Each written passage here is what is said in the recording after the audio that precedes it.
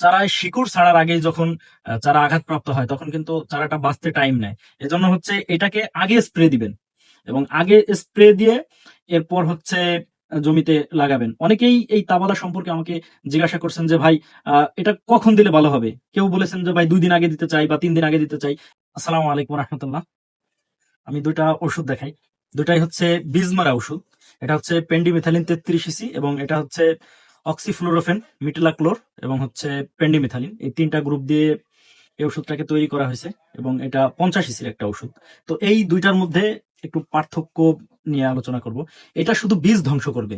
মানে জমিতে দেখা যায় কি যে যখন যত বীজ থেকে আরকি মোটামুটি বেলে শাক এগুলা জন্মায়। তো এইগুলা হচ্ছে দমন করে এই শুধু পেন্ডিমিথালিন ৩৩ ইসিতে।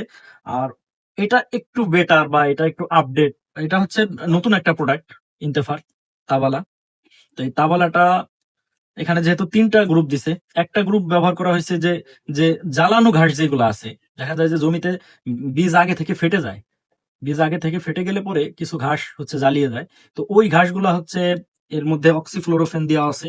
এই অক্সিফ্লোরোফেনে হচ্ছে ওই ঘাসগুলা দমন করে এবং এর মধ্যে যে মিটলাক্লোর এবং পেন্ডিমিথালিন দেওয়া আছে, এটাতে ওই বীজ দমন করে।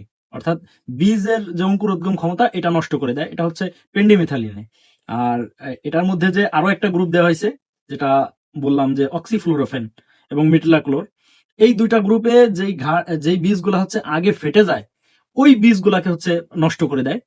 তার মানে একের মধ্যে হচ্ছে ২ কাজ। কিন্তু এর একটা ক্ষতির দিক আছে।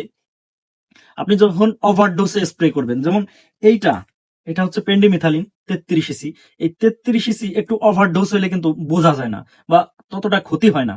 কিন্তু এই তাবালাটা যখন ওভারডোজে আপনি ব্যবহার করবেন তখন কিন্তু একটু ক্ষতি হয়ে যাবে। ধরেন যে একটা চারা মানে মাত্র হচ্ছে লাগাইছেন, এখনো বেঁচে ওঠে নাই। ওই সময় যদি একটু ওভারডোজে স্প্রে করেন, দেখা যায় যে চারার গায়ে ছিট আসে, মানে দাগ পড়ে। তো যখন চারায় শিকড় ছাড়ার আগেই যখন চারা আঘাতপ্রাপ্ত হয় তখন কিন্তু চারাটা বাঁচতে টাইম নেয়। এজন্য হচ্ছে এটাকে আগে স্প্রে দিবেন এবং আগে স্প্রে দিয়ে এরপর হচ্ছে জমিতে লাগাবেন। অনেকেই এই তাবালা সম্পর্কে আমাকে জিজ্ঞাসা করছেন যে ভাই এটা কখন দিলে ভালো হবে? কেউ বলেছেন যে ভাই ২ দিন আগে দিতে চাই বা ৩ দিন আগে দিতে চাই। এমন না। কোম্পানির লোকের সাথে হচ্ছে আমার পরামর্শ হইছে বা কথা হইছে।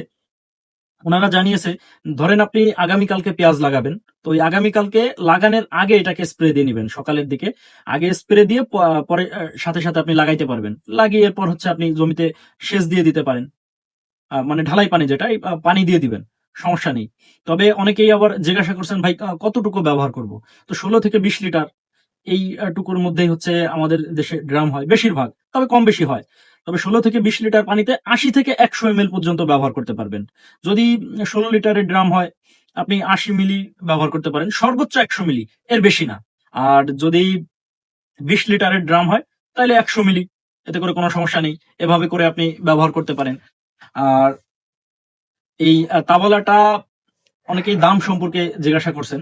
তো এটার যে বডি রেট আছে, এই বডি রেটটা নিয়ে হচ্ছে কথা বলবো। কম বেশি তো হয়ই। অবশ্যই কম হয়। এখানে উনারা বডি রেট দিছে হচ্ছে ৳৫৯০। তবে এটার যে কার্যকারী ক্ষমতা বা এটার যে গুণসম্পন্ন একটা প্রোডাক্ট, ওই তুলনায় এটা অনেকটাই ঠিক আছে। তবে কৃষকরা যখন কোনো দোকান থেকে ক্রয় করেন, অবশ্যই তারা একটু কম বেশি করেই ক্রয় করে। তো যেহেতু দোকান করি, দীর্ঘদিনের এক এক্সপেরিয়েন্স আছে। তো ওইটুকু হচ্ছে বলতেছিলাম। তো আমার ভিডিও যদি ভালো লাগে তাহলে হচ্ছে ছড়িয়ে দিবেন। আর যদি ভালো না লাগে তাহলে হচ্ছে এভয়েড করবেন। তো সকলে ভালো থাকবেন, সুস্থ থাকবেন। আল্লাহ হাফেজ।